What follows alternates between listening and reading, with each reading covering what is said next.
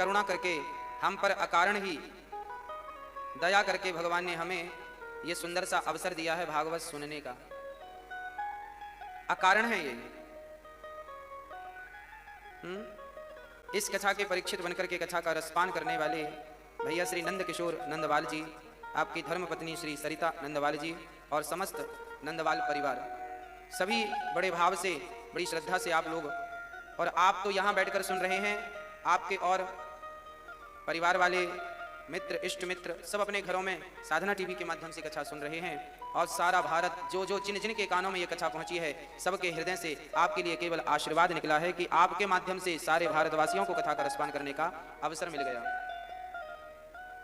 भागवत में जितनी महिमा वक्ता की है उतनी ही महिमा श्रोताओं की है। श्रोता ना हो तो वक्ता कथा किसे सुनाएंगे? इसलिए वक्ता भी चाहिए और श्रोता भी चाहिए। श्रोता दो प्रकार के होते हैं, अवर और प्रवर। अवर कोटि के और प्रवर कोटि के, उत्तम कोटि के और मध्यम कोटि के। एक श्रोता वो होता है जो हंस की तरह होता है। हंस दूध पानी को मिक्स करके रखने से दूध दूध को ग्रहण कर लेता है, पानी पानी को छोड़ देता है। आप सभी उसी कोटि के श्रोता हैं कि सार सार को आप ग्रहण कर लेते हैं और असार तत्व को छोड़ देते हैं। आप उच्च कोटि के श्रोता हैं।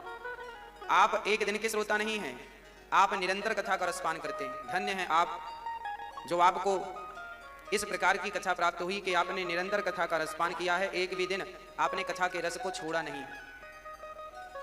कई भक्त तो ऐसे हैं जिनका कथा नशा बन गई है, कथा मात्रई का जीवनम, जिनका जीवन ही कथा बन गई है। जब हम अच्छाई से जुड़ते चले जाते हैं तो अपने आप हमारे भीतर की बुराइयां समाप्त होती जाती हैं। हमारे जीवन में बुराइयां कहां से प्रवेश करती हैं पता है ना आपको? भीष्म पितामह धर्मराज युधिष्ठिर से कहते हैं कि युधिष्ठिर, अपनी आंखों से बुरा मत देखना, अपने कानों से बुरा मत सुनना और अपनी जिह्वा से, अपनी वाणी से बुरा मत बोलना, क्योंकि पितामह इन तीनों का परिणाम जानते हैं। परिणाम क्या होता है? बुरा देखने का परिणाम क्या हुआ? देखा क्या था पितामह भीष्म ने? अरे भीष्म पितामह ने अपनी इन आंखों से द्रौपदी के वस्त्राहरण को देखा था। केवल पितामह ने नहीं, महाभारत की घटना, महाभारत का सुंदर सा सब्जेक्ट पढ़कर देखिएगा। द्रौपदी की साड़ी जब खिंच रही थी, उस सभा में जितने लोग थे सारे मारे गए, सारे कौरव मारे गए। जिन जिनने द्रौपदी के वस्त्रहरण को देखा है, वस्त्राहरण को, सबकी दुर्गति हुई, अपने पाप से मारे गए। अच्छा देखो, जब हम आंख से बुरी चीजें देखते हैं तो फिर उसको देखने के बाद हमारा मन वहां जाता है। जब आंखों से बुराई प्रवेश करी है तो वो बुराई मन को गंदा करेगी, और जब मन गंदा होगा तो फिर आपकी इंद्रियां गंदी होने लगेंगी, इच्छाएं गंदी होने लगेंगी, और जब इच्छाएं गंदी होंगी तो व्यक्ति अपने पथ से, रास्ते से गिर जाएगा, भटक जाएगा, और जब वो भटकेगा तो फिर पतन होगा उसका। पतन होगा तो नरक जाएगा, नरक जाएगा तो उसे यातनाएं मिलेंगी, कष्ट मिलेगा, दुख मिलेगा। तो अंत तो गत्वा परिणाम यह हुआ कि आपकी इन दृष्टियों ने आपको बिगाड़ दिया है, आपकी इन आंखों ने आपको बिगाड़ दिया है। इसलिए आंखों से वही देखना चाहिए जो देखने योग्य है, जो देखने योग्य नहीं है कदापि उसे नहीं देखना चाहिए। कानों से वही सुनना चाहिए जो सुनने योग्य है, जो सुनने योग्य नहीं है कदापि उसे नहीं सुनना चाहिए। व्यर्थ की बकवास, व्यर्थ की पंचायत, व्यर्थ के प्रपंच श्रवण करने से कोई अर्थ नहीं। अब आपने गलत सुना तो मन को जाकर सूचना मिली, मन व्याकुल हो गया, व्याकुल हो गया, व्याकुल हो गया। देखो सुनने से क्या हुआ? मन व्याकुल। भाई गुरु द्रोणाचार्य जी ने गलत सुन लिया। धर्मराज युधिष्ठिर ने कहा अश्वत्थामा मारा गया, नरोवा कुंजरोवा। नर मारा गया कि हाथी मारा गया वो आप समझो, बस अश्वत्थामा हता मारा गया, अश्वत्थामा हता मारा गया, अश्वत्थामा नाम का हाथी मारा गया। अच्छा, जब गुरु द्रोणाचार्य ने ये वाक्य सुना कि अश्वत्थामा मारा गया, अच्छा उन्होंने ये नहीं सुना कि हता मारा गया, हाथी मारा, उनको लगा मेरा बेटा मारा गया, क्योंकि उनके बेटे का नाम अश्वत्थामा था। जैसी कान के द्वारा यह शब्द भीतर गया, उसी समय गुरु द्रोणाचार्य निष्क्रिय हो गए, अपने धनुष, अपने बाण को छोड़ दिया। देखिए, जब आप सुनते हैं और सुन के विचार नहीं करते तो आप मन तुरंत आपको निष्क्रिय कर देता, तुरंत धनुष बाण छूट गए। पितामह ने शिखंडी को देखा तो धनुष बाण छूट गए, पितामह ने देखा तो मारे गए, और गुरु द्रोणाचार्य ने सुना तो मारे गए। और कौरवों ने द्रौपदी को छुआ, अर्थात दुशासन ने छुआ, तो मारे गए। समझ रहे हैं बातों को? पतन का हर व्यक्ति, कहते हैं ना, इंसान बुरा नहीं होता, इंसान की दृष्टि बुरी हो जाती है। अच्छा, दृष्टि बुरी हुई तब सोच बुरी होती है। अच्छा, पहले से किसी की सोच बुरी नहीं होती। जब तक आदमी देखे ना, जब तक आदमी सुने ना, बिना देखे बिना सुने सोच गलत नहीं हो सकती किसी की। पहले देखेगा, इसके बाद सोच गलत होगी। पहले मैं आपको देखूंगा, देखने के बाद यदि वस्तु पसंद आई तब उसको पाने की चाहत रखूंगा। देखूंगा ही नहीं तो चाहत कैसी होगी? आपने आज तक, आपने कभी लिट्टी चोखा खाया? नहीं खाया। दाल बाफले खाए? हाँ? जिनने नहीं खाया, जिनने नाम नहीं सुना, जिनने कभी दाल बाफले खाए नहीं, नाम सुना नहीं, उनकी इच्छा होगी कभी दाल बाफले खाने की? जिनने कभी लिट्टी चोखा खाया नहीं, देखा नहीं, उनकी इच्छा होगी खाने की? जिनने कभी गाजर का हलवा खाया नहीं, देखा नहीं, उनकी इच्छा होगी कभी खाने की? भाई, जब पहली बार आप गाजर का हलवा खाएंगे तब दूसरी बार भी इच्छा होगी, तीसरी बार भी मन होगा। कभी देखा ही नहीं, खाया नहीं तो मन क्यों जाएगा? पहले देखा आपने, फिर चखा आपने, तब तीसरी बार मन करेगा। तो मन तो बाद में जाएगा ना, पहले नजर जाएगी, पहले कान जाएगा। जिस व्यक्ति ने अपनी दृष्टि को और अपने श्रवण को, अपने कानों को संभाल लिया, याद रखना वो भगवान को प्राप्त करके ही रहेगा। पतन उन्हीं का होता है। नरक के गामी वही बनते हैं जिनकी आंखों पर और कानों पर कंट्रोल नहीं होता। आप दो चीजों पर कंट्रोल कर लीजिएगा, तीसरी पे धीरे से हो जाएगा। पहली कंट्रोलिंग आंखों पर। आंखों से कुछ मत, व्यर्थ की चीजें मत देखिएगा, कानों से बकवास ना सुनिएगा और वाणी से व्यर्थ की बातें ना बोलिएगा। आपने तीन चीजों को संभाल लिया तो भगवान सदा आपको संभालते चलेंगे, सदा आपको संभालते। और आप तीन में से एक में से फिसल गए। महाभारत क्यों हुआ? क्योंकि द्रौपदी के बोल बिगड़ गए। महाभारत क्यों हुआ? क्योंकि द्रौपदी के बोल, क्या बोल बिगड़ गए? अंधों के अंधे होते, बोल बिगड़ गए, महाभारत खड़ा हो गया। इसलिए शब्द संभाल के बोलिए, शब्द के हाथे न पाव, एक शब्द औषधि करे, एक शब्द करे घाव। ये आपके शब्द जो हैं ये घाव भी करते हैं और ये आग भी लगाते हैं और बाग भी लगाते हैं। मर्जी आपकी कि आग लगाना है कि बाग लगाना है। कल भगवान श्री कृष्ण का विवाह उत्सव हुआ।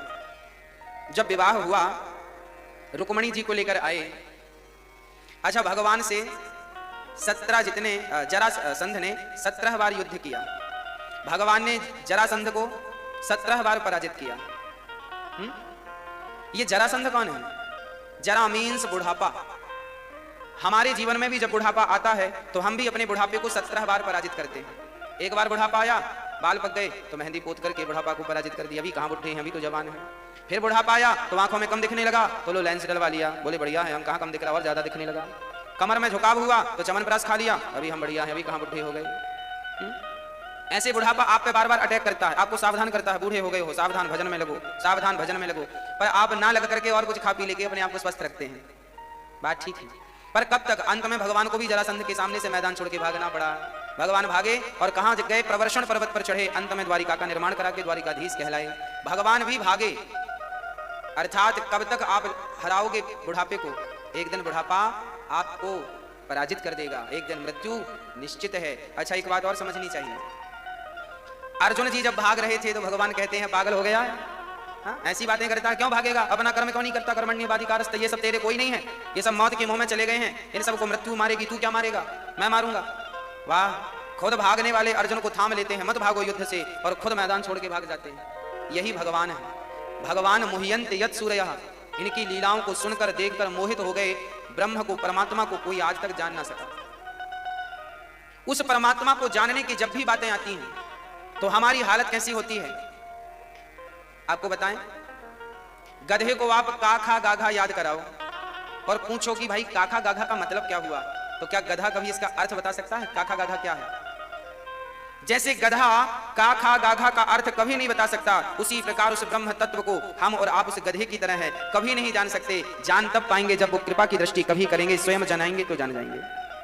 इसलिए भगवान श्री कृष्ण मैदान छोड़कर भागे और द्वारिकाधीश कहलाए। बड़े प्रेम से भगवान का विवाह संपन्न हुआ। रुक्मणी जी के संकल्प आपने सुना, रुक्मणी जी को लेकर आए और रुक्मणी जी का विवाह भगवान श्री कृष्ण से हुआ। पाणिक ग्रहण संस्कार हुआ। भगवान कृष्ण के पहले पुत्र का नाम हुआ प्रद्युम्न। भगवान के पुत्र कौन हुए? प्रद्युम्न। प्रद्युम्न बड़े उच्च कोटि के विद्वान भी हैं और बड़े अद्भुत हैं। साक्षात भगवान ही प्रद्युम्न के रूप में भी प्रकट हुए हैं। तो प्रद्युम्न जी जब थोड़ा बड़े हुए तो सम्रासुर नाम का दैत्य उनका हरण करता है और भगवान ने सम्रासुर को मारकर रति से विवाह करके वापस आते हैं। ये कामदेव के अवतार हैं। कामदेव को शिवजी ने जला दिया था। तब रति रोई कि क्या करें हम, हमारा पति तो चला गया। तब शंकर जी बोले कि अगले जन्म में ये कृष्ण के पुत्र बनकर के प्रकट होंगे, इसलिए आज ये रति से विवाह करते हैं।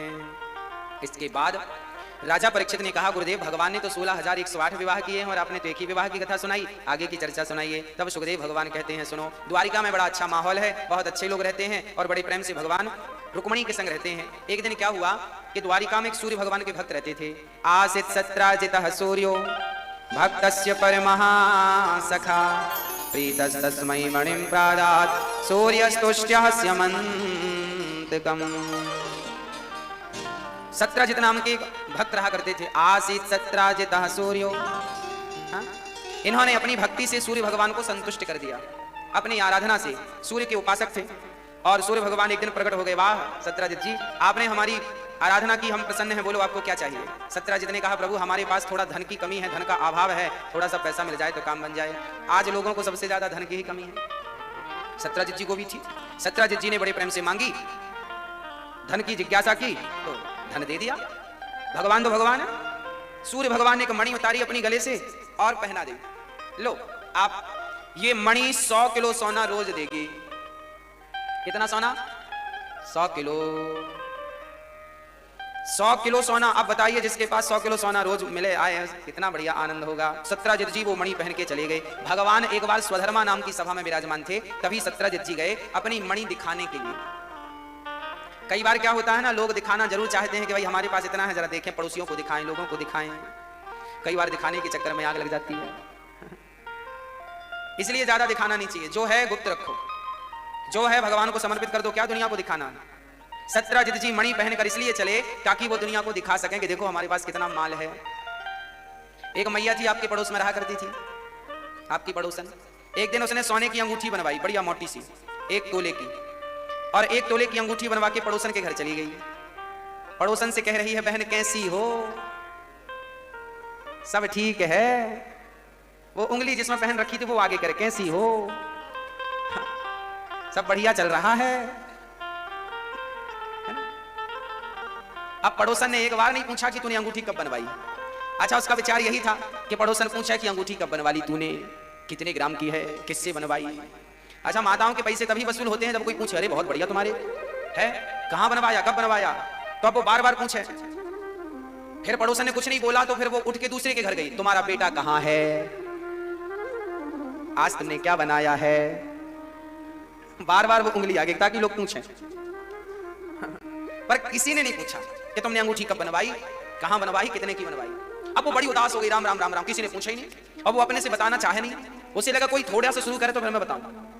अब वो बड़े प्रेम से घर चली गई, कोई नहीं पूछा। तो उसने अपने घर के आंगन में आग लगा दी, और आग लगाई थोड़ी सी, और सबको, सुनो गांव वालों सुनो, घर में आग लग गई, आओ आओ। अब लोग आए, बोले पानी, अरे पानी यहाँ डालो, यहाँ पानी डालो, यहाँ पानी डालो। वो बस वही उंगली आगे करे। अब पड़ोसी पानी डाल रहे हैं, अरे यहाँ क्यों डालते हो, यहाँ पानी डालो। उसको लग रहा था कोई धोखे से पूछ ले कि अंगूठी कब बनवाई। तब तक सही में हवा चल गई, और हवा चली तो आग उड़ के घर के अंदर चली गई। सचमुच उसका घर जलने लगा, और जब जलने लगा तो वो ऐसे रोने लगी, हे भगवान मैं तो बर्बाद हो गई। तभी पड़ोसन ने पूछ लिया, बहन ये अंगूठी कब बनवाई। उसने कहा, तेरा सत्यानाश हो जाए, पहले नहीं बोल सकी, तेरे चक्कर में आग लग गई घर में। पहले ही पूछ लिया होता कि कब बनवाई है तो आग तो ना लगती। तो कई लोग इस चक्कर में आग भी लगवा लेते हैं। सत्राजित जी का भी यही हाल था। देखना भी ये मणि क्या क्या काम करेगी। सत्राजित जी को ये मणि मिली है, अब ये पहन करके भगवान को दिखाने गए हैं कि देखो हम भी कम नहीं हैं, हम भी ऐसे हैं। आज किसी को थोड़ा सा धन वैभव मिल जाए तो वो अपने आप को भगवान समझने लगता है। सत्राजित जी के मन में भी यही कुछ चल रहा था, हम तो बड़े आदमी हैं, हम क्या कृष्ण से कम हैं। अच्छा, भगवान ने वो मणि मांगी सत्राजित जी। अच्छा, सत्राजित जी जब प्रवेश करे सभा में तो सब खड़े हो गए, सबको लगा सूर्य भगवान आ गए। भगवान ने कहा, सूर्य नहीं है, ये तो उनके भगत हैं। सत्राजित जी से भगवान ने कहा, सत्राजित जी आप ये मणि क्या करेंगे। अरे जितना धन चाहिए हमसे ले लेना, यदि ये राज खजाने में रहेगी तो इससे प्रजा का उत्थान होगा, प्रजा का कल्याण होगा। कहा, निवेदन किया। परंतु सत्राजित जी से भगवान ने मणि मांगी, पर सत्राजित जी ने तो देना चाहा ही नहीं। अच्छा सच्ची बताएं, भगवान हमें जो चीज देते हैं तो हम खुशी खुशी रख लेते हैं, और कभी भगवान अपनी ही वस्तु हमसे वापस मांगे तो हम लोग देने से मना कर देते हैं, नहीं देंगे हम। देखिए, भगवान सूर्य ने ही मणि दी, और भगवान कृष्ण ने मणि मांगी, एक भगवान ने मणि दी, एक भगवान ने मणि मांगी, तो जिस भगवान ने दी तो रख तो ली, पर वापस करने से रो रहे हैं, नहीं हम वापस नहीं करेंगे। यही जीव की सबसे बड़ी गलती है। मैया जी आपसे हम निवेदन करें कि आपके पास अभी वर्तमान में जो चीज है, कभी भी भगवान मांगे तो बिना देर लगाए वापस कर देना, और रोना मत कि तुमने वापस क्यों लिया। अच्छा एक बात बताओ, ये वस्तु हमने आपको दे दी, हाँ ये वस्तु हमने आपको दे दी 1 साल के लिए, भैया ये 1 साल आप अपने पास रखो, हमारी वस्तु है, हमने आपको दे दी कि 1 साल आप रखो। अब आपने 1 साल इसे संभाला, 2 साल संभाला, 3 साल संभाला, जब हम वापस आकर अपनी वस्तु मांगेंगे कि भैया हमारी वस्तु लौटाओ, तो आप लौटाएंगे कि नहीं, हाँ या नहीं मैया, लौटाएंगे? हाँ हाँ लौटाएंगे। क्यों लौटाएंगे? क्योंकि ये वस्तु आपकी थी ही नहीं, ये तो आपको हमने दी है। उसी प्रकार जिस प्रकार ये वस्तु आपकी नहीं थी, हमने दी है, आपने रखा, आपने उपयोग किया, इसका पढ़ा समझा, जब मांगे तो वापस करो। उसी प्रकार आपकी जो बेटी है, बेटा है, पत्नी है, पति है, परिवार है, पद है, प्रतिष्ठा है, पैसा है, ये कुछ भी तुम्हारे पास नहीं था जब तुमने जन्म लिया था, ये सब तुम्हें भगवान ने दिया है, और जब दिया है तो सब कुछ रखो, पर जब भगवान कभी अपनी वस्तु तुमसे वापस मांगे कि चलो भाई वापस करो, तो आप हंसते मुस्कुराते वापस कर दिया करो, रोया ना करो कि भगवान ने हमारा बेटा छीन लिया, भगवान ने हमारा ये छीन लिया, भगवान ने हमारा यश छीन लिया, भगवान ने हमारा पैसा छीन लिया, भगवान ने हमारा पति छीन लिया, भगवान ने हमारा पुत्र छीन लिया, भगवान ने हमारी पत्नी छीन ली, ऐसी शिकायत ना किया करो। अरे भगवान की वस्तु है, पत्नी, पुत्र, पति, परिवार सब कुछ भगवान ने दिया है, जब तक के लिए दिया है तब तक तुम्हारे पास है, जब मांगेगा तो प्रसन्न चित्त से वापस कर देना। पर हम लोगों की गलती क्या है, हम लोग देने से इनकार कर देते हैं। हम लोगों को लगता है वापस ना करना पड़े, वापस नहीं करना चाहते, हाँ इसलिए वापस करने की, हाँ जी इसलिए बड़े भाव से जो विधाता ने दिया है वापस कर दो, जब तक दिया है आनंद से रखो, उसका उपयोग करो, आनंद लो, जब ठाकुर जी मांगे हंसते मुस्कुराते। अरे यहाँ तक कि ये जिंदगानी पूरी होने को आए तो भगवान को धन्यवाद देकर ये शरीर भी छोड़ देना कि हे प्रभु आपने 100 साल का 50 साल का अवसर दिया है स्मरण करने का, अब आपका शरीर आपको सौंप करके मैं आपके चरणों में आना चाहता हूँ। ये शरीर भी परमात्मा ने दिया है कुछ काम करने के लिए, जाओ अपना लोक परलोक संभाल लो, बड़े भाग्य मानुष तन पावा, हिरत सदा माया कर प्रेरा, काल कर्म स्वभाव गुण घेरा, कबहु किनर करुणा कर देही देत ईस बिनु हेतु सनेही। भगवान ने ही कृपा करके ये तन दिया है, जब मांगे तो आप हंसते हंसते दे देना, रोना मत के लो हम जा रहे हैं। हाँ जी भगवान ने मांगी नहीं दी मणि। अब क्या हुआ, एक दिन सत्रजित के भैया प्रसेन जी वो मणि पहन के जंगल चले गए और वहां जाकर के वो शिकार खेलने गए। तभी क्या हुआ मेरी माँ कि एक शेर ने वो मणि लेने के चक्कर में प्रसेन को मार डाला। तभी जामवंत जी आ गए और जामवंत जी ने उन्हें मारकर शेर को और वो मणि ले जाकर अपनी बिटिया जाम्बवती को दे दिया। अब मणि चली गई जाम्बवती के पास। अब सत्रजित ने देखा कि मेरा भाई परसों गया था आज तक नहीं लौटा, उन्हें लगा कि लगता है हमारे भाई को मार करके कृष्ण ने मणि चुरा ली, भगवान को झूठा ही कलंक लगा दिया सत्रजित जी ने, झूठा कलंक। अब अपनी पत्नी से कहा कि सुनो हमें तो लगता है कृष्ण ने हमारे भैया को मारकर मणि चुरा ली। अच्छा पत्नी को बता दिया और पत्नी से कह दिया तुम ना बता देना किसी को, बस आप कोई चीज पत्नी को बताओ और कह दो तुम किसी को बताना मत। फिर देखो आप घर से निकलेंगे तो पड़ोसी पूछ लेगा ऐसा हुआ क्या, अरे आपको कैसे पता, अरे दीवारों के भी कान होते। इसलिए सत्रजित की वो बात पूरे में फैल गई कि कृष्ण ने मणि चुरा ली प्रसेन को मार करके, झूठा कलंक भगवान को लगा। अच्छा भगवान को झूठा कलंक क्यों लगा, क्योंकि भगवान कृष्ण ने एक बार गणेश चतुर्थी की चंद्रमा का दर्शन कर लिया था, और जो गणेश चतुर्थी की चंद्रमा का दर्शन करता है उसे झूठा कलंक लगता ही लगता है। ये बात रामचरितमानस में गोस्वामी श्री तुलसीदास जी महाराज लिखते हैं, जो आपन चाहे कल्याणा सुजस सुमति सुभगति सुख नाना, सो पर नार लीलार गोसाई तजऊ चौथ के चंद्र की नाई। जो अपना कल्याण चाहते हैं स्त्री या पुरुष, सो पर नार लीलार गोसाई तजऊ चौथ के चंद्र की नाई। जो स्त्री अपना कल्याण चाहती है वो पर पुरुष को ना देखे, और जो पुरुष अपना कल्याण चाहते हैं पराई नारी को ना देखें, वैसे ही त्याग दें जैसे गणेश चतुर्थी की चंद्रमा को त्याग दिया जाता है। अच्छा गणेश चतुर्थी की चंद्रमा को क्यों नहीं देखा जाता, क्योंकि एक बार गणेश जी ने श्राप दे दिया था चंद्रमा को। एक बार गणेश जी जा रहे थे चूहे पर बैठ करके, अच्छा गणेश जी का वाहन क्या है, चूहा। अच्छा गणेश जी चूहे पर बैठेंगे तो चूहा मर नहीं जाएगा, ये प्रश्न खड़ा हो सकता है आपके दिमाग में कि गणेश जी का वजन 80 किलो तो होगा कम से कम, और चूहा अच्छा भी खाता पीता होगा तो 4 किलो का होगा, तो 80 किलो 4 किलो के ऊपर बैठेगा तो मर नहीं जाएगा। कई लोग ये प्रश्न करते हैं कि गणेश जी चूहे पर क्यों बैठे हैं, देखो गणेश जी तो भगवान है, और भगवान का चूहा साधारण नहीं हो सकता, भगवान तो भगवान है। इसका आध्यात्म सब्जेक्ट समझो। गणेश जी चूहे पर क्यों बैठे हैं? क्योंकि गणेश जी बुद्धि के देवता हैं और चूहा तर्क का प्रतीक है। और याद रखना, आध्यात्म जगत में आप प्रवेश कभी किए हो तो यह बात पता होगी कि बुद्धि हमेशा तर्क पर ही सवार होती है, गणेश जी चूहे पर नहीं, बुद्धि तर्क पर सवार है। क्योंकि पहले गणेश जी की कोई प्रतिमा तो हुआ नहीं करती थी पहले, आज के हजारों साल पहले, क्योंकि सब निराकार था। तो उस जमाने में गणेश जी किस पर बैठते थे? गणेश जी बुद्धि पर बैठे हैं। मतलब बुद्धि, गणेश जी चूहे पर बैठने का तात्पर्य यह है कि हमेशा हमेशा बुद्धि तर्क पर सवार होती है, तो गणेश जी चूहे पर इसलिए सवार है। माता सरस्वती हंस पर क्यों सवार है? माता सरस्वती का वाहन हंस ही क्यों है? क्योंकि हंस जो होता है वो दूध और पानी दोनों को मिलाकर रखो तो हंस दूध पी लेता है और पानी पानी छोड़ देता है। उसी प्रकार माता सरस्वती विद्या की देवी है। गणेश जी बुद्धि के देव हैं और माता सरस्वती विद्या की देवी हैं। और विद्या कैसी होनी चाहिए? विद्या कैसी होनी चाहिए? विद्या ऐसी होनी चाहिए जैसे हंस सार को ग्रहण, दूध को ग्रहण कर लेता है, उसी प्रकार मां सरस्वती कहती है कि तुम सार को ग्रहण करते जाओ और थोथा उड़ाते जाओ। सार को गही लहे थोथा दे उड़ाए। ये मां सरस्वती हंस पर इसलिए बैठी हैं कि विद्या सार को ग्रहण करने वाली होनी चाहिए। विद्वान वही जो सार ग्राही हो, नहीं तो असार खलु संसार, असार तो संसार है ही। इसलिए सार को ग्रहण करने वाली विद्या हो। प्रिय भक्तों, बड़े प्रेम से भगवान श्री कृष्ण को जब पता चला कि हमें कलंक लगाया है सत्यजित जी ने, झूठा कलंक लगा दिया, झूठा ही बोल दिया कि मणि चुरा ली। आपसे विनती है कि आप भी इस कलंक से बचें, तो भगवान के दूसरे और तीसरे विवाह की चर्चा सुने तो आप सदा सदा के लिए इस कलंक से बच सकते हैं। तो जो स्त्री, इसलिए आज हम स्त्रियों को सावधान कर रहे हैं। सारी स्त्रियां सावधान, सारे पुरुष सावधान। कैसे सावधान?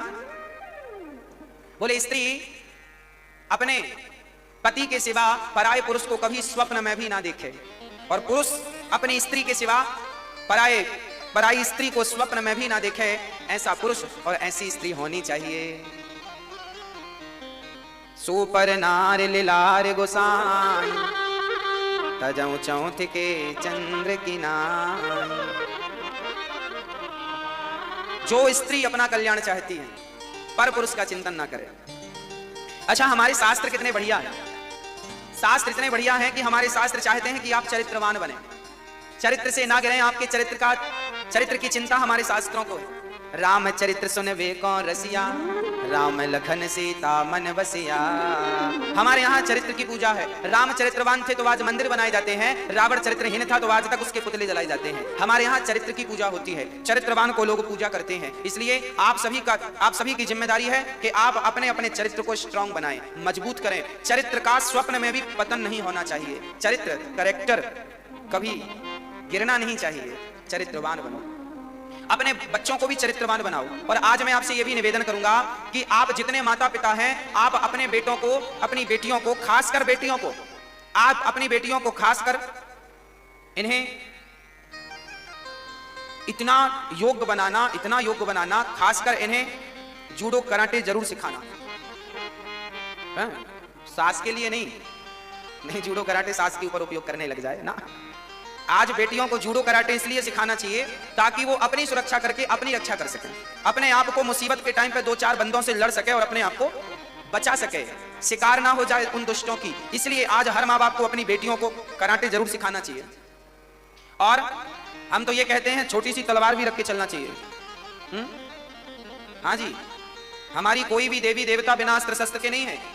हाँ तो बता दो, चलो तलवार लेके ना चलें तो कम से कम आत्मरक्षा का कुछ साधन तो होना चाहिए। पॉकेट में मिर्ची लेकर चलें या कुछ लेके चलना चाहिए। और स्ट्रांग, आजकल की बेटियों को थोड़ा मजबूत होना चाहिए, जूजू बन जाती हैं। माँ बाप को चाहिए कि आप अपने बेटियों को स्ट्रांग बनाएं, मजबूत बनाएं। उन्हें खुद घर पे ही अभ्यास कराएं लाठी चलाने का। उन्हें मुसीबत में कैसे अपने आप को बचाना है, हर प्रकार की उन्हें तरकीब बताएं। कौन बताएगा? माँ बाप बताएंगे। इसके लिए भी आप कोच रखिए, इसके लिए भी आप उन्हें सिखाइए। बेटियों को झांसी की रानी जानती हो कैसी थी? झांसी की रानी, अब सोचो झांसी की रानी तलवार चलाना नहीं जानती होती तो वो कैसे अंग्रेजों को मारती, युद्ध करती और कैसे अपनी सुरक्षा करती? उसने अपने आप को भी बचाया और अपने देश को भी बचाने का प्रयास किया। तो झांसी की रानी की तरह हमारी बेटियां बने। वो भी 23 साल की थी जब उसकी मृत्यु हुई। खूब लड़ी मर्दानी वो तो झांसी वाली रानी थी। सिंहासन हिल उठे राजवंशों ने भ्रकुटी तानी थी, बूढ़े भारत में भी आई फिर से नई जवानी थी। खूब लड़ी मर्दानी वो तो झांसी वाली रानी थी। रानी अहिल्याबाई ये भी तलवार चलाना जानती थी, ये भी दुष्टों का दमन करना जानती थी। तो बेटियां तो अहिल्या जैसी हो, अहिल्याबाई, झांसी की रानी, रानी दुर्गावती, ऐसी बेटियां हो आपकी, ताकि अपनी रक्षा कर सकें। ऐसे ऐसे संस्कार देना चाहिए माँ बाप को, और खासकर बेटियों को और बेटों को आप चरित्र की जरूर शिक्षा दीजिए। चरित्र बचा तो सब बचा, और चरित्र गया तो सब गया। इसलिए आजकल की बहन बेटियों को, एक बहन ने हमसे परसों पूछा कि गुरुजी बेटियों पर इतना माँ बाप क्यों अंकुश लगाते हैं? आज बेटियों को माँ बाप कहते हैं ना, यहाँ नहीं जाना, ये नहीं करना, समय से आना है। अच्छा, बेटों को तो कोई अंकुश नहीं लगाता, बेटियों को सब अंकुश लगाते हैं। बेटों को तो खुले में छोड़ देते हैं और बेटियों पर थोड़ा सा नजर रहती है। तो बेटियों की शिकायत है कि हमारे माँ बाप हमारे संग ऐसा क्यों करते हैं। आज इसका भी मैं समाधान लेकर आया हूँ। देखो, जितनी बेटियां सुन रही हैं वो ध्यान से सुने। देखिए, आपके माँ बाप आप पर ज्यादा अंकुश निगरानी इसलिए रखते हैं क्योंकि आप आज के युग में, आज के जमाने में बाहर सुरक्षित नहीं है। इसलिए माँ बाप की थोड़ी सी चिंता आपके लिए ज्यादा होती है, क्योंकि वो आपका भला चाहते हैं, क्योंकि समाज का बाहर का माहौल ठीक नहीं है। थोड़ी सी चिंता होती है माँ बाप को। और मैं एक बिल्कुल परफेक्ट इसका कारण सुनाऊं कि जो सरिया होता है ना, आप जब सरिया खरीदते हैं तो सरिया की दुकान में सरिया बाहर पड़ा होता है, लोहा सरिया हमेशा बाहर दुकान में पड़ा होता है। सरिया की कीमत कितनी होती है भाई? 50 रुपए किलो लोहा है, 60 रुपए किलो होगा, बस इतना ही है ना, ज्यादा से ज्यादा 60 रुपए किलो लोहा बाहर पड़ा है। अच्छा, सरिया बाहर पड़ा है, अब आपको हीरा चाहिए है तो हीरा सोनी की दुकान में मिलेगा। तो क्या सोनी जी हीरे को बाहर रखते हैं दुकान के? सोनी जी हीरे को कहां रखते हैं? तिजोरी में। तिजोरी खोली, एक छोटी सी डिब्बी निकली लाल कलर की, उसे खोला तो मखमल के कपड़े पर हीरा रखा है। भैया जी, ये हीरा इतना संभाल के क्यों रखा है? क्योंकि हीरा बेस कीमती है, हीरे की कीमत ज्यादा है, इसलिए उसे संभाल के रखा है सुनार ने। लोहे की कीमत कम है तो बाहर पड़ा है। बस बेटों की कीमत कम होती है क्योंकि वो एक कुल को ही तार सकते हैं, जबकि बेटियों की कीमत ज्यादा होती है क्योंकि 2 कुल को तारने वाली हैं। इसलिए उनको माँ बाप संभाल के संजो करके अंदर रखते हैं भीतर। जैसे हीरे को सोनी जी अंदर रखते हैं, ऐसे बेटियों को माँ बाप अंदर रखते हैं। और बेटा तो सरिया की तरह है, बाहर पड़ा रहेगा, है ना।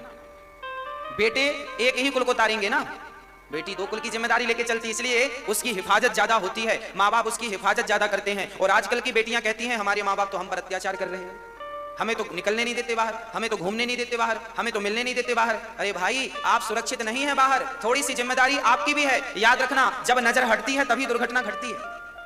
थोड़ा सा सावधान आपको होना ही पड़ेगा। आप सावधान नहीं होंगे तो आप शिकार हो जाएंगे। आज के सालों पहले दामिनी के साथ क्या हुआ, 16 दिसंबर की रात्रि को सबको पता है। दामिनी केस आपने सुना होगा, सालों पुरानी बात है। वो लड़की रात के 11 बजे सड़क में खड़ी होकर लिफ्ट मांग रही है, भैया रुको रुको, गाड़ी रोको, हमें छोड़ के आओ, हमें ले चलो। अब बताओ, गलती थी उन अपराधियों की जिन्होंने उनके साथ अपराध किया, पर गलती उसकी भी थी कितनी रात को आप लापरवाही क्यों कर रही हो। आपको भी अपनी सुरक्षा की जिम्मेदारी रखना चाहिए कि नहीं?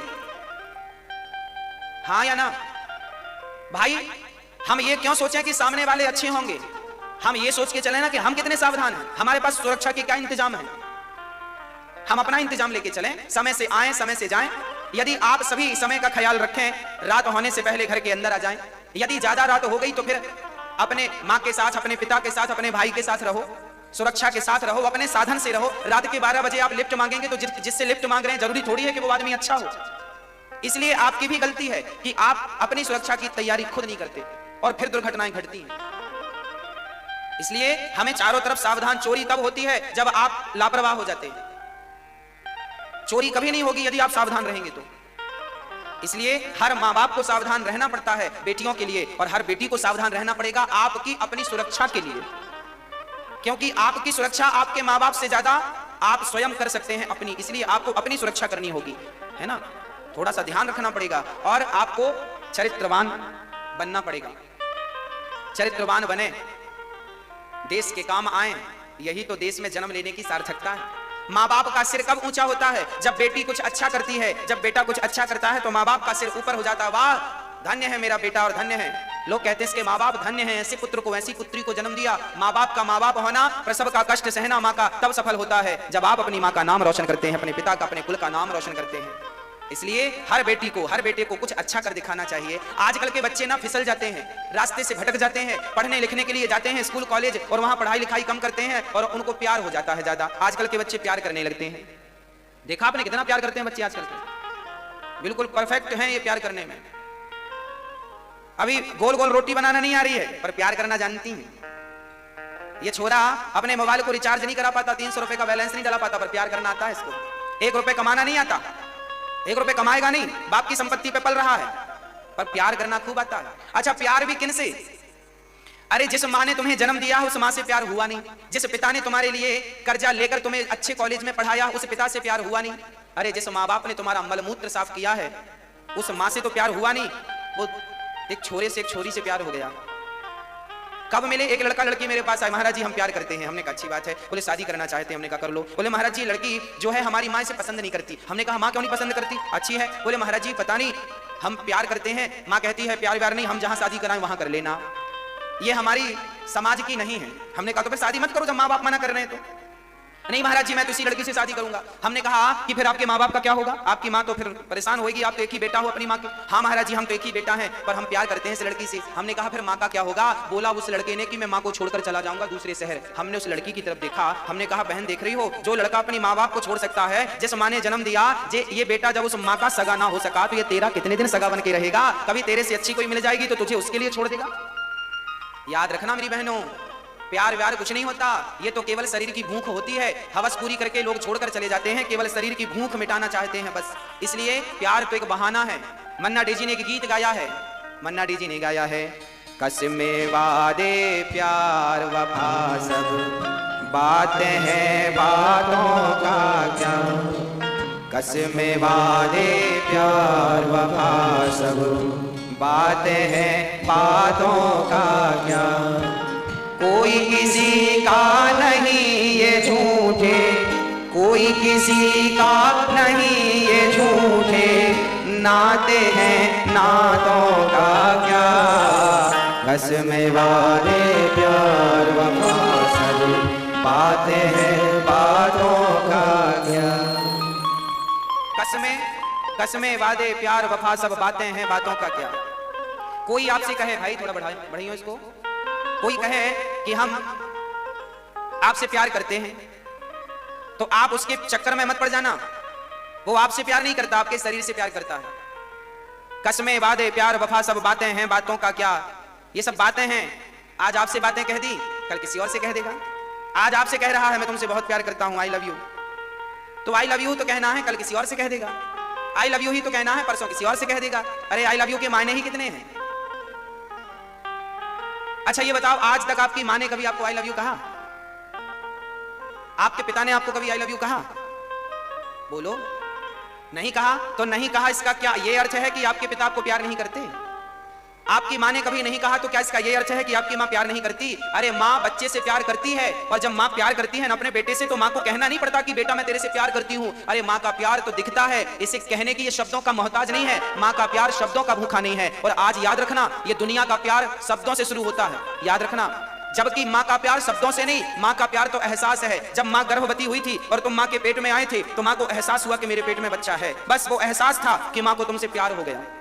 अभी तुम्हारी कोई बात सुनी नहीं माने, तुम लड़का हो के लड़की हो के गूंगा हो के लंगड़ा हो के बहरा हो, अभी तुम पेट में हो और माँ ने तुमसे प्यार किया, पेट से प्यार किया, बिना देखे प्यार किया। और जब बाहर आए तो छाती से लगा करके, और वो प्रसव का सारा कष्ट डॉक्टर ने पेट फाड़ कर तुम्हें निकाला, तुम्हें छाती से लगाकर वो सारा दर्द भूल गई। अभी पेट फटा पड़ा है पर तुम्हें छाती से लगाती है तो फटे हुए पेट का दर्द भूलकर, तुम्हारी सूरत को देख करके, तुम्हारी शक्ल को देखकर तुम्हें छाती से लगाकर सारा कष्ट भूल जाती है। वो माँ जिसने तुम्हारे लिए अपना पेट फड़वाया है, वो माँ जिसने तुम्हारा मलमूत्र साफ किया है, वो माँ जो कभी भूखे रहकर भी तुम्हें भोजन कराया है, आज उस माँ को तुम छोड़कर जाने की बातें करते हो।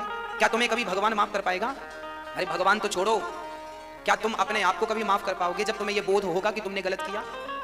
इसलिए शादी करना अच्छी बात है, पर माँ बाप की राजी मर्जी से शादी करे तो क्या नुकसान है? माँ बाप कितनी उम्मीद करते हैं बच्चों के लिए, पढ़ा लिखा कर मेरा बेटा पढ़ जाए, लिख जाए, ये बन जाए, वो बन जाए, मेरी बेटी पढ़ जाए, ये बन जाए। और बेटियां जब भाग जाती हैं किसी लड़के के साथ और अपने माँ बाप को भी अपनी शादी में इनवाइट नहीं करती, सोचो उस माँ बाप पर क्या गुजरती होगी कि आप अपनी ही संतान, अपने ही माँ बाप को अपनी ही शादी में बुलाना अनिवार्य नहीं समझती, क्या गुजरती होगी उन माँ बाप पर।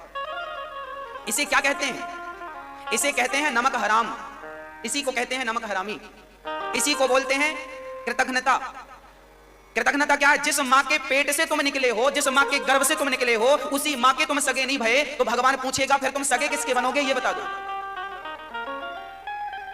जिसने तुम्हें जन्म दिया है, जो तुम्हारी भगवान है, वो मां जब उसका ये बेटा ना हो सका तो ये लड़की कह रही है मैं प्यार करती हूं, तो ये लड़का अपनी मां का नहीं हुआ, तेरा कितने दिन बनेगा? क्यों पागल बन रही है इसके चक्कर में? लड़कपन में बच्चे बिगड़ जाते हैं, गलत संगत होती है, बिगड़ जाते हैं। आजकल के बच्चे प्यार जानते नहीं कि प्यार क्या होता है। अरे प्यार को शब्दों की जरूरत नहीं होती। पहले के जमाने में बूढ़े आपके दादाजी से पूछिएगा कि उन्होंने कभी आपकी दादी को आई लव यू कहा है कि नहीं। पहले के लोग प्यार करते थे पर कहकर नहीं करते थे कि तुमसे प्यार करता हूं। पहले के लोगों में ओरिजिनल वाला प्यार होता था प्यार। पहले के दादा दादी आज तक बुढ़ा बुढ़ी दोनों साथ में रहते हैं बुढ़ापे में, आज भी प्यार बराबर है, प्यार में कमी नहीं आई। और आजकल के बच्चे देख सुन के प्यार करते हैं, फिर भी वो तलाक वाला की नौबत आ जाती है। लव मैरिज कोर्ट मैरिज ज्यादा देर टिकती नहीं है। जल्दी आप लेके आज भागे हो, साल भर के अंदर फिर कागज लेके भागने पड़ते हैं। अब कैसे छुटकारा मिले? इसलिए हम बेटियों से निवेदन करते हैं कि आप किसी झूठे प्यार के चक्कर में अपनी जिंदगी तबाह ना कर लेना, क्योंकि कपड़े पे दाग लग जाएगा तो कल छूट भी जाएगा, पर चरित्र पर एक बार दाग लगा तो कोई साबुन नहीं है जो आपके चरित्र के दाग को छुड़ा सके। इसलिए एक ही बार पूरी जीवन में, मेरे 100 साल की उम्र में, 70 साल की उम्र में मेरा चरित्र एक ही बार बनेगा और एक ही बार बिगड़ेगा। या तो बना लो या तो बिगाड़ लो। एक बार बिगड़ गया तो आप 100 साल जिंदा रहो या 500 साल जिंदा रहो, फिर वो दोबारा से बनने वाला। अरे कहते हैं बुढ़ापे में नए दांत निकल आते हैं। बुढ़ापे में नए दांत तो वापस आ सकते हैं, पर बुढ़ापे में क्या आपका खोया हुआ चरित्र वापस आ जाएगा?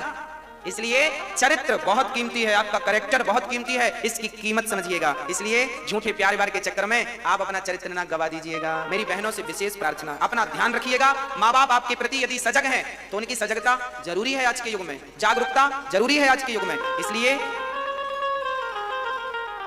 हाँ, कलयुग है ना, कलयुग तो आज उल्टी गंगा बहा रहा है, माता पिता को बेटा ठोकर लगा रहा है।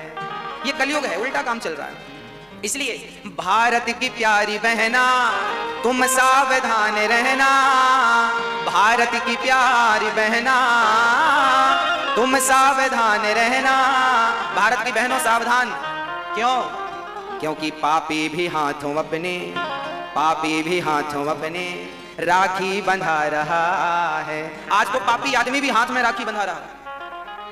हाँ, तब एक ही था रावण और एक ही थी सीता, तब एक ही था रावण और एक ही थी सीता। अब हर गली में रावण सीता चुरा रहा है, अब हर गली में रावण सीता चुरा रहा। इसलिए सावधान सावधान सावधान। हर बेटी, हर माँ बाप अपने बेटों को सावधान करें, संस्कार दें। बेटा पर नारी माँ की तरह होती है। लोग कहते हैं आज के लड़के बिगड़ गए, लोग कहते हैं आज की लड़कियां बिगड़ गई। मैं नहीं मानता इस बात को। ना तो लड़के बिगड़े हैं ना तो लड़कियां बिगड़ी हैं, फिर बिगड़ा कौन है? अरे भाई बिगड़ा वही है जो देखने का नजरिया बिगाड़ रहा है, बस वही बिगड़ा है। कहते हैं ना, लोग कहते हैं आज का जमाना बुरा है। मैं नहीं मानता कि जमाना बुरा है। लोग कहते हैं जमाना बुरा है। अरे भाई साहब, जमाना भी तो आपसे ही है, आप जमाने से तो नहीं है। हमसे जमाना है, जमाने से हम नहीं है, हमसे जमाना है। लोग कहते हैं जमाना बुरा है, अरे जमाना भी हमसे ही है। हम अच्छे होंगे तो जमाना भी अच्छा होगा, हम ही बुरे हैं इसलिए जमाना बुरा है। इसलिए माता पिता को आदर कीजिए, माँ बाप की पूजा कीजिए, माँ बाप की आरती कीजिए, माँ बाप का सम्मान कीजिए। माँ बाप दोबारा मिलने वाले नहीं हैं। अभी हैं तो उनकी कदर नहीं कर रहे हो, छोड़ छोड़ के बेटियां भाग जाती हैं। एक पिताजी थे, वो मजदूरी करते थे। मजदूरी क्या करते थे कि लोहे का कारखाना था, लोहे के कारखाना में जाकर के उनका काम करना पड़ता था, घन पटकना पड़ता था, लोहा बदलना पड़ता था। मशीनें थी, वो पीट पीट के लोहे का आकार बदलती। अब सोचो कि गर्मी में एक तो लोहा इतना गर्म, लाल, और गर्मी अलग। अब उस गर्मी में लोहा पकड़ना कितना कठिन होता है। पर वो बाप काम करता है इसलिए कि मेरी बेटी स्कूल में अच्छे कॉलेज में पढ़ रही है, उसको पैसे चाहिए होंगे उसकी फीस के लिए। तो वो बाप बेचारा, हिम्मत नहीं थी फिर भी काम करता। और बाद में पता चला कि वो बेटी किसी लड़के के संग भाग गई। अब सोचो कि उस बाप पर क्या गुजरी होगी, क्या उसको कष्ट मिला होगा। क्या वो बाप कभी ऐसी बेटी को माफ करेगा? चलो पिता है माफ कर भी देगा तो क्या भगवान माफ करेंगे? इसलिए हर बेटियों से मेरी प्रार्थना है, माँ बाप का आदर कीजिएगा, सम्मान कीजिएगा, और अपनी स्त्री, अपनी पत्नी, अपना पति, बस इनके सिवा पराई स्त्री माँ है, उम्र में बड़ी हो तो माँ, बराबर की है तो बहन, छोटी है तो बेटी, परा किया। अच्छा, विद्वान लोग कहते हैं कि जामवंत की बेटी जाम्बवती भी बिल्कुल जामवंत जी जैसी थी। तो भगवान लंबा सा घूंघट उठा करके जाम्बवती को लेकर गए। तो रुक्मणी जी ने पूछा, ये कौन है? भगवान ने कहा, ये तुम्हारी बहन है, हमारी दूसरी पत्नी। हाँ, दूसरी पत्नी है। तो रुक्मणी जी ने कहा, इसने मुंह क्यों ढक रखा है? भगवान ने कहा, रुक्मणी जी, इसने मुंह इसलिए ढक रखा है कि कहीं आपको देखकर लज्जा ना आ जाए, क्योंकि ये इतनी सुंदर है। भगवान भी विनोदी है। भगवान बोली, ये इतनी सुंदर है कि कहीं तुम्हें ये ना लगे कि हमसे सुंदर, इसलिए ये मुंह ढक के रहती है ताकि आप ना देख सको, नहीं आपको जलन होने लग जाएगी। तो रुक्मणी जी बोली, अच्छा इतनी सुंदर है तो बड़ा घमंड कर रही है, इसलिए मुंह नहीं दिखा रही है। जा, मैं तुझे श्राप देती हूं, तो भी उतनी ही सुंदर हो जा जितनी मैं हूं, मेरे से ज्यादा नहीं। तो जामवती तो बिल्कुल जामवंत जी जैसी थी, परंतु रुक्मणी अम्बा के श्राप से वो रुक्मणी जैसी सुंदर हो गई। ऐसा विद्वान लोग भाव देते हैं। वो तो भगवान की प्रियतमा है तो वास्तविक में सुंदर होंगी। तो दूसरा विवाह भगवान का जाम्बवती से संपन्न हुआ। मणि लाई, दहेज में मिली मणि, सत्यराजित को लौटाई, भैया जी अपनी मणि संभालो। इसके चक्कर में देखो घर वाली को लाना पड़ा। अब सत्यराजित जी को लगा, राम राम राम राम, अब तो हमें लोग क्या कहेंगे कि लो भगवान को झूठा कलंक लगाया। तो सत्यराजित ने अपनी बेटी सत्यभामा का विवाह भगवान से करने का प्रस्ताव रखा। भगवान ने कहा, देखो हमारा तो विवाह हो चुका है, एक नहीं दो विवाह हो गए। सत्यभामा से पूछ लो क्या हमें स्वीकार करेगी? सत्यभामा बोली, हाँ हम कर लेंगे स्वीकार। भगवान बोले, ठीक है, जब आपकी मर्जी है तो आओ। भगवान ने तीसरा विवाह माता सत्यभामा से किया। चौथा विवाह भगवान का सूर्य पुत्री कालिंदी यमुना महारानी से संपन्न हुआ। यमुना जी सूर्य भगवान की पुत्री हैं और आप भगवान का ध्यान करने के लिए, चिंतन करने के लिए बैठी हैं। अर्जुन की दृष्टि पड़ी। अर्जुन ने कहा, देवी आप कौन है? कहा, मैं कृष्ण को पति रूप में चाहती हूँ, मेरा नाम कालिंदी है। अर्जुन ने भगवान को सूचना दी। भगवान ने कहा, देवी आप किसे चाहती हैं? बोले, आपको चाहती हैं, आपसे विवाह करना चाहती हैं। भगवान बोले, ठीक है। तो चौथा विवाह भगवान का यमुना जी से। देखो भगवान का एक भी शादी का कार्ड नहीं छपा। शादियां इतनी हुई पर शादी का कार्ड एक फिक्स ही नहीं थी, चलते फिरते मिल जा रही हैं। अब चौथा विवाह यमुना जी से। पांचवा विवाह भगवान का उज्जैन में हुआ मित्रविंदा के साथ। विंद अनुविंद की बहन थी आप, आपका विवाह संपन्न हुआ मित्रविंदा से। मित्रविंदा से भगवान का पांचवा विवाह उज्जैन में हुआ। छठवां विवाह भगवान का 7 बैलों को एक साथ जो नाथेगा उनके संग विवाह होगा। कौन कर सकता है ये काम? बड़े बड़े दिग्गज हार गए। अंत में भगवान ने एक साथ बैलों को नाथा। तब भगवान ने विवाह किया नागनजिती से, जो सत्या भी कहलाई।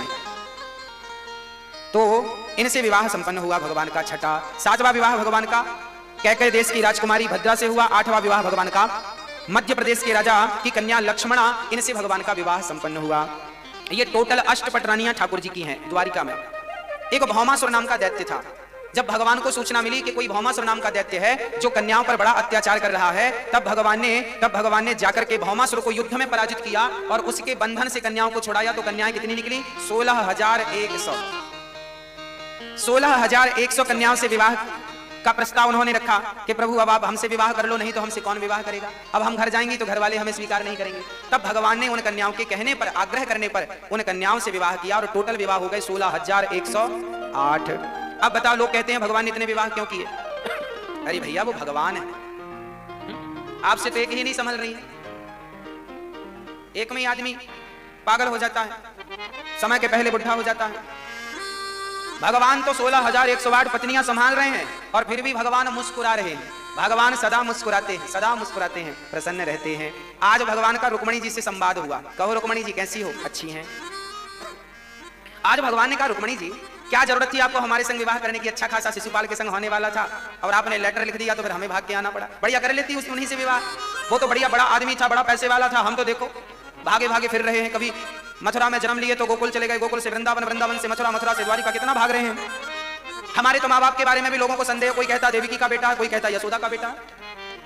हमारा तो देखो ना कुल, ना नाम, ना कुछ। रुक्मणी जी ने कहा, प्रभु आप ठीक कहते हैं।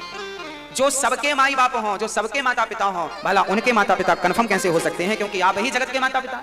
और आप कह रहे हैं कि आप कभी मथुरा से गोकुल, गोकुल से वृंदावन भागते रहते हैं। तो हाँ, आप कण कण में वास है ना। भगवान को कहा, हरि व्यापक सर्वत्र समाना, सर्वम खलविदम ब्रह्मा। सब में भगवान है, कण कण में भगवान है। तो कण कण कैसा है?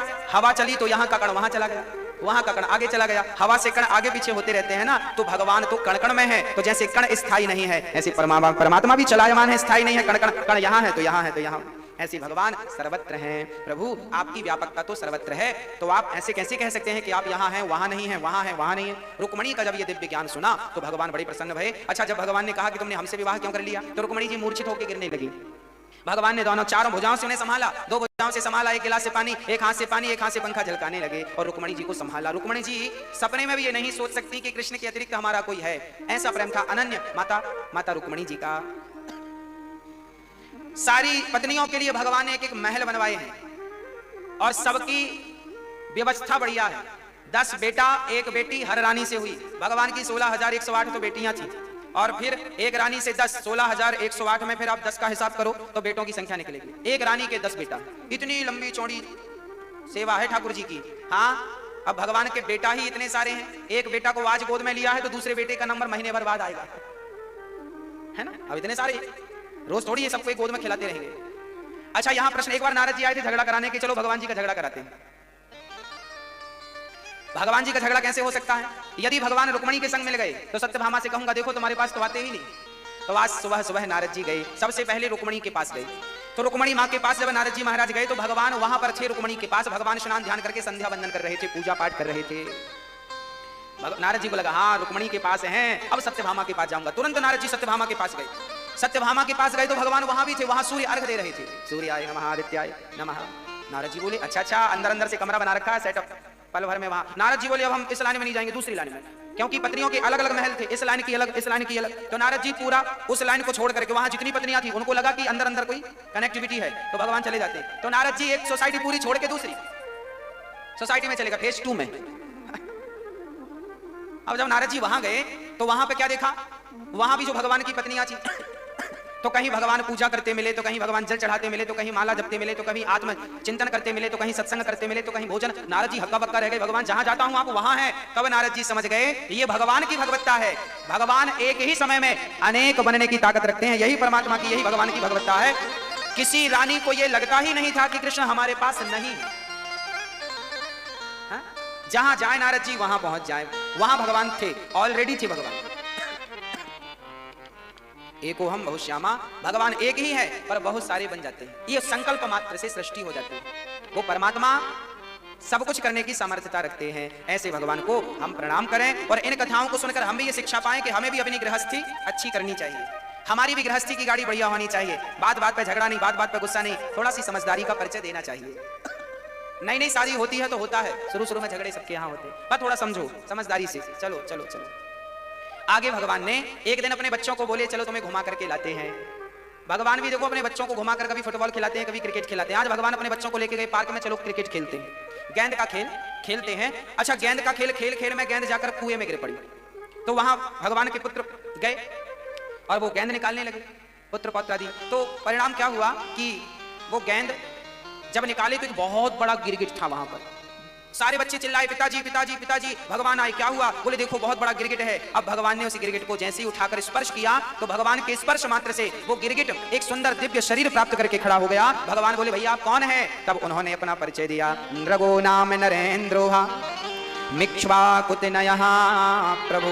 हे प्रभु मेरा नाम राजा नृग है, इक्ष्वाकु वंश का राजा हूँ और बहुत बड़ा राजा हूँ। भगवान ने कहा राजा हो तो गिरगिट कैसे बन गए? बोले मैंने गायों का दान दिया था। अरे तो गायों का दान करने से क्या गिरगिट बनते हैं? बोले नहीं, मैंने एक गाय का दान दिया था तो वो पंडित जी के खूंटे से छूटकर मेरी गौशाला में आ गई और मैंने उसी गाय का फिर से दान कर दिया।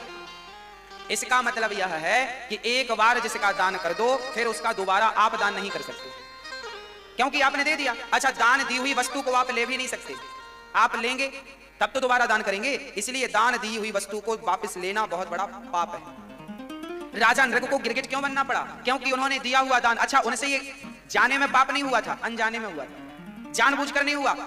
राजा नृग गायों के पांव में चांदी और सींगों में सोना मढ़ मढ़ के दान करते थे, गायों के गले में सोने का माला पहना कर दान करते थे।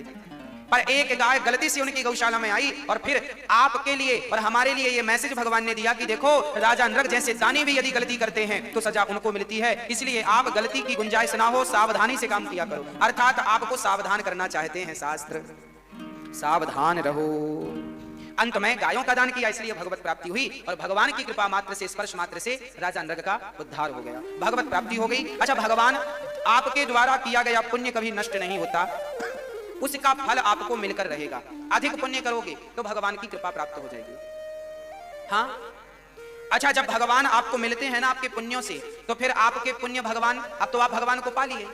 अब जब भगवान को आपने ले लिया तो क्या हुआ? अच्छा, एक बात बताओ, आपके घर में एसी है, सोफा है, फ्रिज है, पंखा है, कूलर है, गाड़ी है, सब कुछ है, तभी आपका बहुत बड़े शहर में बहुत बड़ा बंगला हो और वहां और अच्छा सोफा और अच्छा लग्जरी आपके घर में फ्रिज हो, आपके घर में सारी सुविधाएं हो, तो बताओ नए घर में सब बढ़िया है, तो जो पुराने घर में आपका रह गया सोफा, पलंग, एसी, आप उसका क्या करेंगे? क्या करेंगे? बहुत कंजूस होंगे तो बेचेंगे, और थोड़ा दिलेर होंगे तो बांट देंगे, भाई साहब ले जाओ, हमारे रिश्तेदार पड़ोसी ले जाओ, ऐसा कर, तुम एसी लगा लेना घर में, कूलर। तो कंजूस होंगे तो आदमी तो मक्खी भी बेच देता है, चाय में मक्खी गिर जाए तो आदमी निकाल के वो पी लेता। कंजूस आदमी का क्या? मक्खी चूस। बोलिए भक्तवत्सल भगवान की जय। जय जय। हमारे मध्य आज इस दिव्य चर्चा में परम वंदनीय, परम पूजनीय, प्रातः स्मरणीय श्री कृष्णचंद्र ठाकुर जी, जिनको पूरा विश्व जानता है, उनके सुपुत्र भैया श्री इंद्रेश जी का आगमन हुआ। एक बार सुंदर करतल ध्वनि।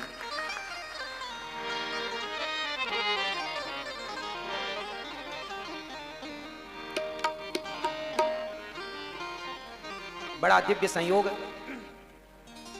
कि आज के इस सत्र में, आज की इस कथा में आपकी उपस्थिति हुई।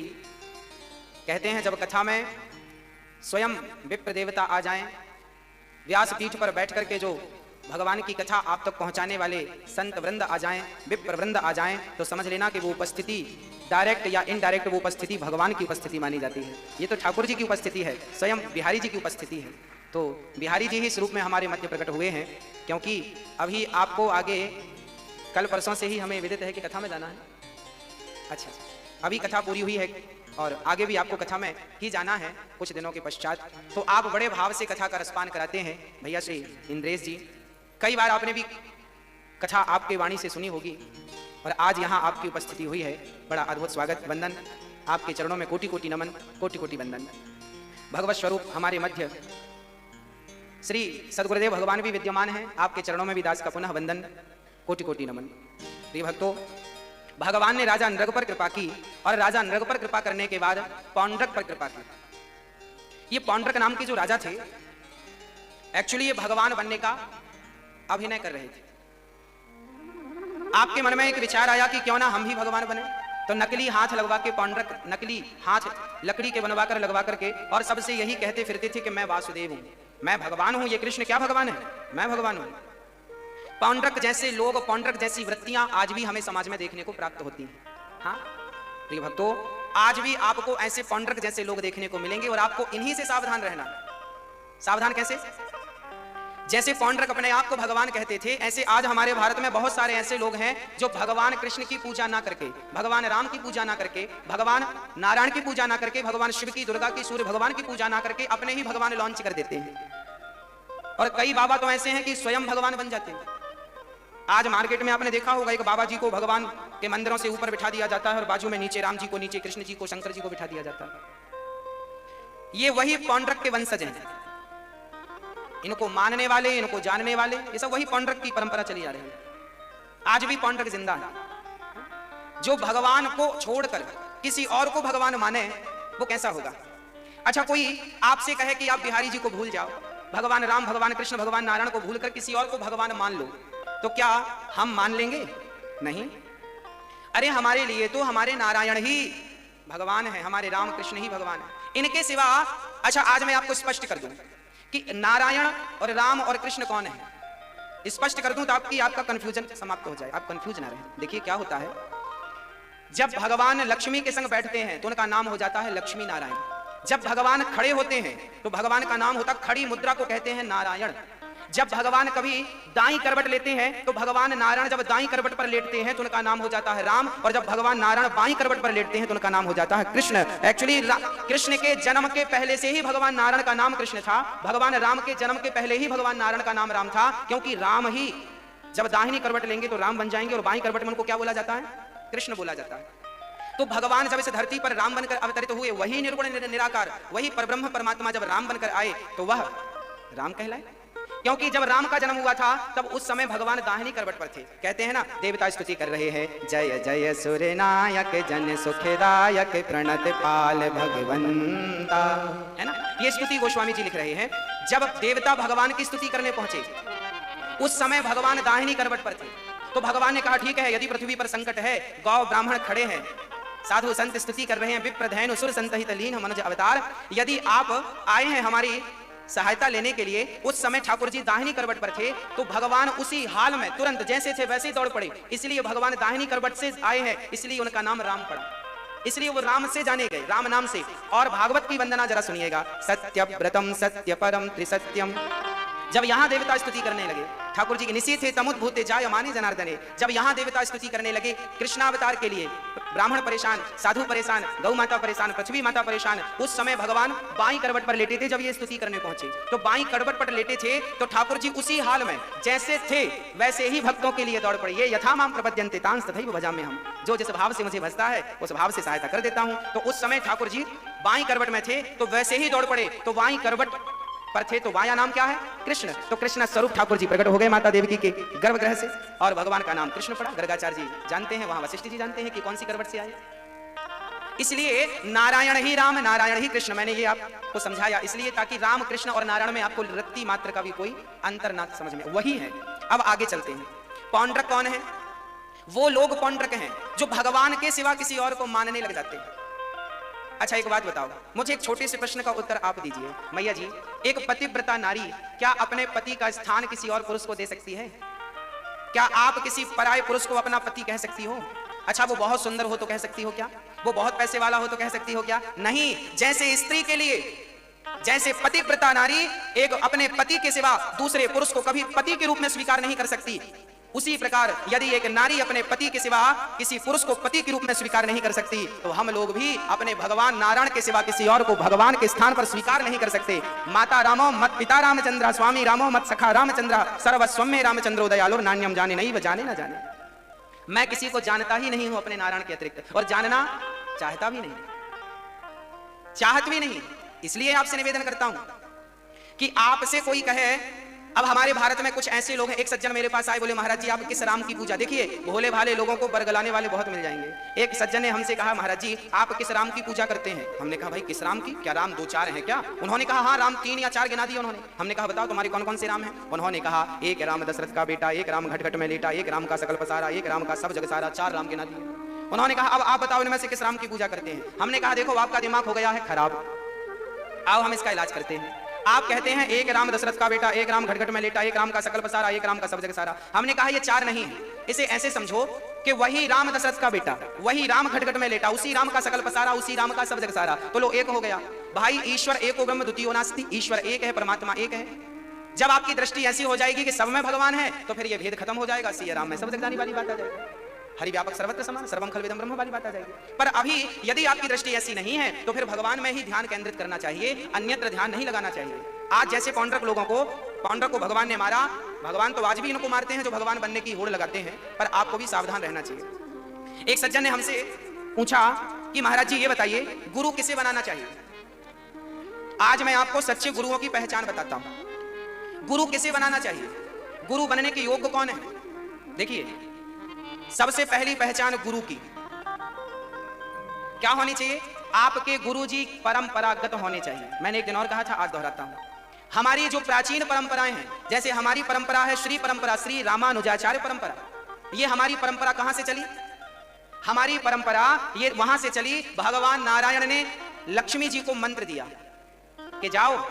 एक बार लक्ष्मी जी चरण दबा रही थी भगवान नारायण के। लक्ष्मी जी ने कहा प्रभु ये कलयुग के लोग बड़े पतित हो रहे हैं, पथ भ्रष्ट हो रहे हैं, इनका उद्धार कैसे किया जाए, इनका कल्याण कैसे किया जाए? तब भगवान नारायण ने लक्ष्मी को एक मंत्र दिया, अष्टाक्षर मंत्र, वही जो हम जपते हैं। लक्ष्मी जी ने वही मंत्र अपने शेषावतार शेषनाग को दिया। फिर शेषनाग भगवान वही लक्ष्मण जी बनकर आए, वह मंत्र लक्ष्मण जी ने जपा। द्वापर में वही लक्ष्मण जी बलराम बनकर आए तो वही मंत्र बलराम जी ने जपा। वही बलराम जी से कलयुग में श्री रामानुजाचार्य भगवान बन के आए तो रामानुजाचार्य जी ने वही मंत्र जपा। और फिर वही अष्टाक्षर मंत्र जो माता लक्ष्मी ने नारायण भगवान से सुना, वही परंपरागत मंत्र नारायण का भगवान रामानुजाचार्य के शिष्य के शिष्य के शिष्य के शिष्य के शिष्य के शिष्य के शिष्य, फिर वह मंत्र हम तक हमारे गुरुजनों के माध्यम से पहुंचा। हमारे गुरुजी ने कान में वही मंत्र दिया और उसी मंत्र को हमने धारण किया, उसी का हमने जाप किया। तो जो परंपरागत चली आ रही है पद्धति परंपरा, जो परंपरागत लोग हैं उन्हें आप गुरु बनाए। जिनके माथे पर चंदन है, हमारे माथे पर हमारी परंपरा का चंदन है, गले पर माला परंपरा का माला है, हृदय में भगवान का नाम परंपरागत नाम है। इसलिए जो परंपरागत हो उन्हें तो गुरु बनाइएगा। नहीं तो आजकल आपने देखा होगा बहुत सारे गुरुओं के तो माथे पे तिलक भी नहीं होता। तो जिनके माथे पर तिलक नहीं है तो पता कैसे लगेगा कि कौन सी परंपरा से है? तो तिलक होना क्यों जरूरी है? ये तिलक क्या है? एक्चुअली ये तिलक जो है ना मेरी माँ, ये भगवान के चरण है। ठाकुर जी के जो चरण है ना, ये चरण है। तो चरण हुई ठाकुर जी के चरण ही हम अपने माथे पर अंकित करते हैं। ये जो तिलक लगाते हैं हम लोग, ये ठाकुर जी के चरणों का भाव समझ के कि ठाकुर जी के चरणों को हम अपने मस्तक पर अंकित कर रहे हैं, उनको धारण कर रहे हैं। ये हमारी परंपरा है। अच्छा, रामानंदाचार्य परंपरा है तो रामानंदाचार्य परंपरा का भी तिलक लगभग ऐसा ही होता है। पर उस तिलक की एक अलग बात ये होती है कि वो अपना भाव अलग मानते हैं। वो ये भाव मानते हैं कि ये जो है इस तरफ का हमारा जो व्हाइट कलर का की रेखा है, ये भगवान राम का स्वरूप मानते हैं, ये राम जी हैं। बीच में जो लाल लगा है श्री, इसे माता सीता का स्वरूप मानते हैं। और जो इस तरफ है वो लक्ष्मण जी। तो राम, सीता और लक्ष्मण, और नीचे आसन पर खड़े हैं और नीचे जो आपने देखा होगा ये हनुमान जी है। तो रामानंदाचार्य परंपरा में तिलक को राम दरबार माना जाता है और रामानुजाचार्य परंपरा में तिलक को ठाकुर जी के चरण माने जाते हैं। तो ये हमारी परंपराएं हैं। आपके गुरुओं से आप पूछिएगा कि गुरु जी आप किस परंपरा से हो। आपको भी तो गुरु से पूछना चाहिए ना कि गुरु ही आपसे पूछते रहेंगे। आप भी पूछा करो कि आप किस परंपरा से हो। जैसे वृंदावन में बहुत सारी परंपराएं हैं जो प्राचीन परंपराएं, हाँ, जैसे और भी परंपराएं हैं हमारे वृंदावन में। बहुत सारी अनेक परंपराएं हैं। कोई परंपरा सनकादियों से प्रारंभ होती है, हाँ, जैसे श्री जी महाराज जी हैं, ये परंपरा है, ये सनकादियों से चलती है। क्या परंपरा? निम्बार्क है ना। निम्बार्क जो परंपरा है, निम्बार्काचार्य जी जो हुए हैं, ये निम्बार्क परंपरा कहां से? जैसे हमारी परंपरा लक्ष्मी जी से स्टार्ट हुई, ऐसे निम्बार्क परंपरा कहां से स्टार्ट हुई? सनकादियों से, सनक सनंदन सनातन सनत कुमार से। ये भी भगवान नारायण से मंत्र प्राप्त किए हैं और सनकादियों से चलती हुई नारद जी के माध्यम से आगे बढ़ी। तो ये जो परंपरागत मंत्र आप लेते हैं, यही मंत्र आपके भीतर जाकर प्रभाव करते हैं और प्रभावशाली होते हैं और यही भगवान की प्राप्ति कराते हैं। इसलिए माथे पर तिलक जरूरी है ना। जिनके माथे पर तिलक ना हो, जिनके गले पर तुलसी की माला ना हो, जिनके मुख पर भगवान का युगल नाम ना हो, ऐसे से आप मंत्र लेकर क्या करेंगे, क्या जपेंगे? गुरु बनाया ही किस लिए जाता है? गुरु कल्याण करने के लिए बनाया जाता है। अंधकार को नष्ट करके जो ज्ञान के प्रकाश की ओर आपको ले जाए उसे गुरु कहते हैं। इसलिए जो गुरु आपके परंपरागत हो, पहले गुरु जी से जो गुरु माथे पर तिलक ना लगाते हो वो गुरु के योग्य ही नहीं है। हमारे भारत के सन्यासी तिलक लगाते हैं। ये कौन सा तिलक लगाते हैं? हमारे यहाँ एक परंपरा और है, जैसे हमारे शंकराचार्य हैं तो एक शैव्य परंपरा है, एक शंकराचार्य जी की अपनी श्री जगत गुरु, हाँ, सबसे प्रथम जो आद्य शंकराचार्य जी की परंपरा है, वो परंपरा माथे पर ऐसे तिलक लगाकर आड़ा बीच में तिलक लगाते हैं, है ना, लाल कलर का, तो श्री लगाते हैं। अर्थात कहने का भाव ये है कि जो परंपरागत होंगे वही आपको मंत्र दें तो आपका कल्याण है। अन्यथा बिना परंपरा के किसी गुरु से मंत्र ले लिया तो फिर तो वो पौंड्रक के खानदानी है, जो अपने आप को ही स्वयंभू मान रखे हैं, स्वयं का मंत्र, स्वयं की बातें। परंपरा